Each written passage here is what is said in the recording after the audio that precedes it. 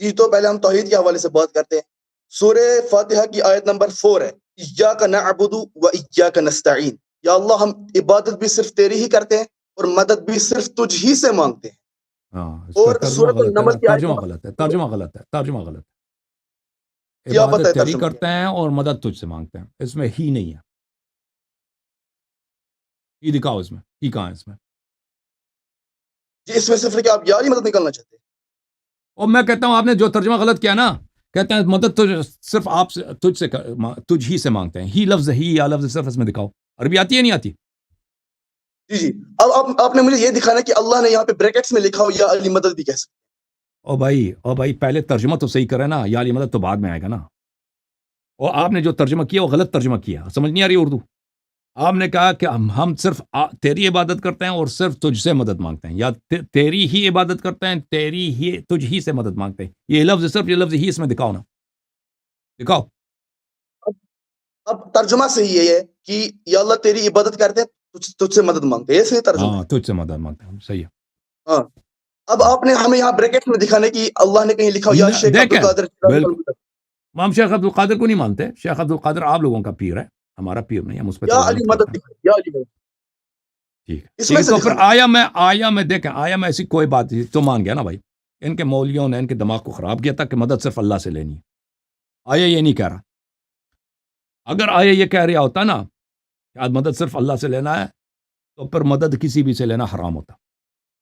کسی بھی سے لے، صرف امام علی علیہ السلام سے نہیں، پھر سب ہی سے مدد لینا حلال. اتنا ابھی تک نہیں سوچا تھا تم نے، ابھی تک نہیں سوچا تھا تم نے کہ ابھی تک آیا تو او بھائی سوچ لو تم.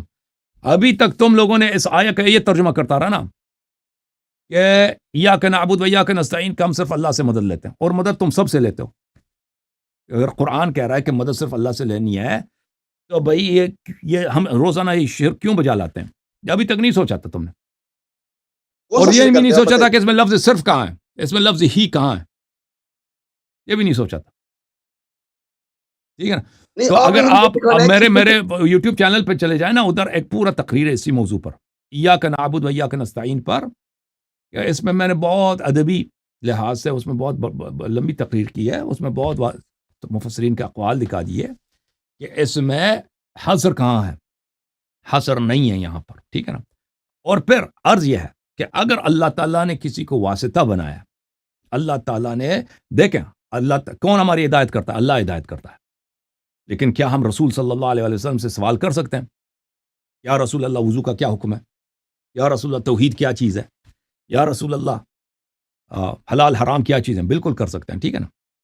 تو یہاں پہ کوئی یہ سوال کر سکتا ہے کہ تم ہدایت اللہ سے لوگے یا رسول سے لوگے صلی اللہ علیہ وسلم سے؟ ہدایت تو صرف اللہ سے لینی ہے. اور خاموش ہو جاؤ، خاموش خاموش. ہدایت صرف اللہ سے لینی ہے تو رسول سے کیوں لے رہے ہو؟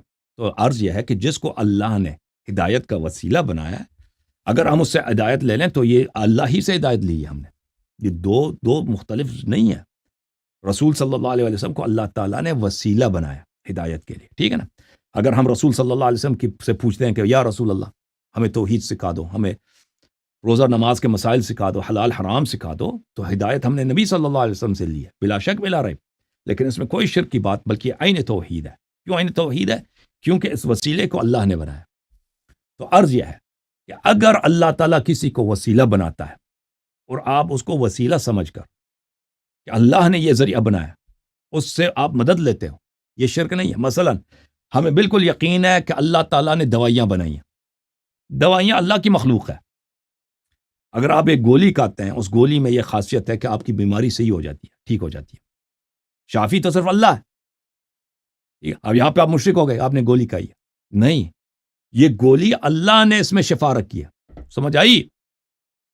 اچھا، جب وسائل اسباب کو آپ اس وسیلے سے سمجھ لیں، استفادہ کر لیں کہ اللہ کی مخلوق ہے، اللہ نے یہ وسائل بنائے، تو وسیلہ کوئی بھی ہو آپ اس سے استفادہ کریں، اس میں شرک نہیں ہے. ہاں اگر آپ وسیلے کو مستقل سمجھیں، گولی یا کو اس طرح سمجھیں یا ڈاکٹر کو سمجھیں کہ یہ اللہ نے اس کو نہیں بنایا، یہ اللہ سے مستقل ہو کر ایک سورس سے شفا اللہ، ایک اور مستقل انڈیپینڈنٹ جو اللہ کے تابع ہے ہی نہیں، اللہ کی مخلوق ہے ہی نہیں، وہ بھی ایک شفا کا سورس ہے، گولی ہے، ڈاکٹر. تو یہ یہاں پہ شرک ہے. بلا شرک آپ مشرک ہو گئے، کیونکہ آپ نے یہاں پہ کریشن میں خلقت میں آپ نے یہاں پہ 2 سورسز کا آپ نے یا اس سے زیادہ آپ نے سورسز کا آپ نے عقیدہ رکھا. جب یہ پتہ چلا میرے بھائی میرے عزیز تو یہ سمجھو کہ اگر ہمارا یقین ہے ہمارا ایمان ہے کہ اللہ تعالیٰ نے رسول اللہ صلی اللہ علیہ وسلم کو معجزات دیے ہیں, ائمہ ابرار علیہ السلام کو, اہل بیت اطہار علیہ السلام کو کرامات عطا فرمائے ہیں, یہ اللہ کی جانب سے ہے. رسول کے معجزات اس کی اپنی نہیں ہے, اللہ کی جانب سے ہے. اللہ نے اس کو یہ مقامات عطا فرمائے, جیسے اللہ نے اس کو رسالت عطا کیا, جیسے اللہ نے اس کو قرآن عطا کی, اسی طرح اس کو معجزات عطا کیا. ٹھیک ہے نا. اسی طرح ائمہ طاہرین علیہ السلام کو معجزات عطا کیا, کرامات عطا کیا. ٹھیک ہے نا. تو اگر ہم ان سے طلب کرتے ہیں رسول صلی اللہ علیہ وسلم کہ یا رسول اللہ تیرے پاس تو یہ معجزات ہے کہ تو شفا دے سکتا ہے, تو نے اللہ نے تجھے اتنا مقام, ایک نظر لطف کر اس حقیر پر, اس فقیر پر, اپنے اس گنہگار امتی پر. ٹھیک ہے نا. تو یہ شرک نہیں ہے. ہاں اگر ہم سمجھیں کہ رسول اللہ صلی اللہ علیہ وسلم ایک سورس ہے, اللہ ایک دوسرا سورس ہے. ٹھیک ہے نا. اور یہ رسول صلی اللہ علیہ وسلم اللہ سے مستقل ہے, اللہ نے اس کو بنایا نہیں ہے, یہ خود بذات خود ایک ایسا انڈیپینڈنٹ ہے اللہ سے. تو بلا شک بلا ریب شرک ہے.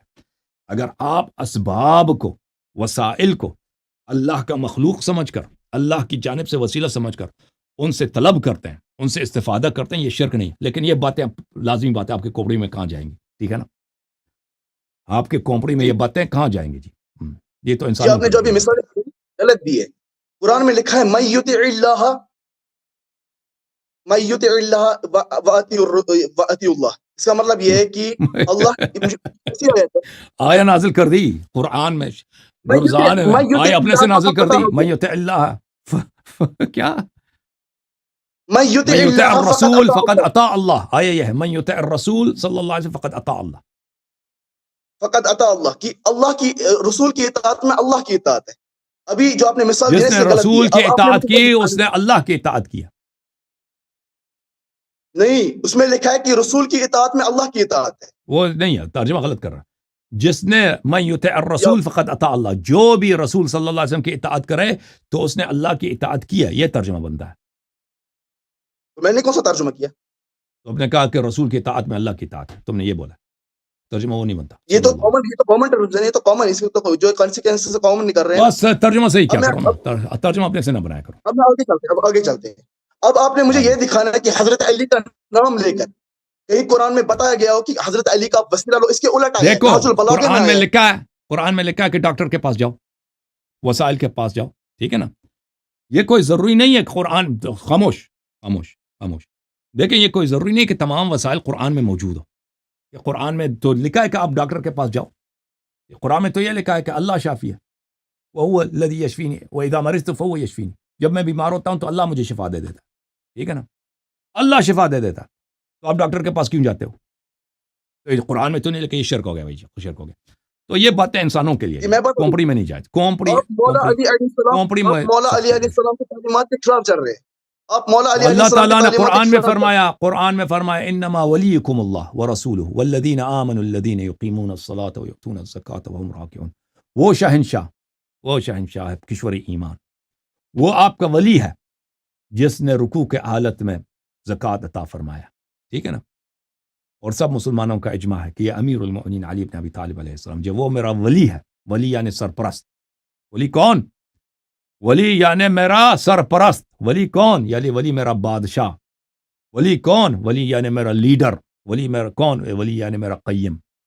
تو جس کو اللہ تعالیٰ نے میرا ولی بنایا اور مجھے اس کے دائرہ اختیار میں رکھا ہے تو میں اس سے مدد مانگوں گا. ٹھیک ہے نا. اور ضروری نہیں ہے کہ سب فروعات قرآن میں ہوں. شیعہ احادیث میں بہت بے نہایت موجود ہے کہ آپ اہل بیت طاہرین علیہ السلام سے ان کے وفات کے بعد مدد مانگ سکتے ہیں. اوکے جی, واسطے کی بات کر رہے ہیں نا, واسطے کی بات کر. نہج البلاغہ میں آپ کھولے ارشاد 4416, اس میں واضح ہے کہ حضرت حسن ابن علی کو حضرت علی ابن علی, وہ عبارت پڑھ کے سناؤ. جی کھولے آپ کتاب ارشاد. آپ نے عبارت پڑھے نا کہ چھاپیں فرق کرتی ہیں اور نمبرنگ بھی فرق کرتا ہے نا. میں تو آپ حوالہ آپ دے رہے ہیں.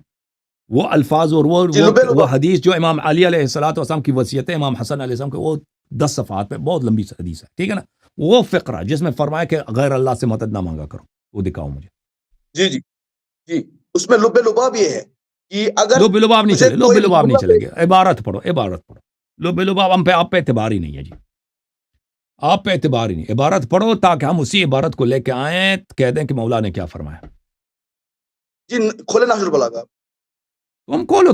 میں نے عرض کیا کہ نمبرنگ میں فرق ہے، اور پھر وہ حدیث لمبی ہے، کئی صفحات پہ مشتمل ہے. وہ عبارت تم پڑھو، تم حوالہ تم دے رہو، میں کیوں کھولوں؟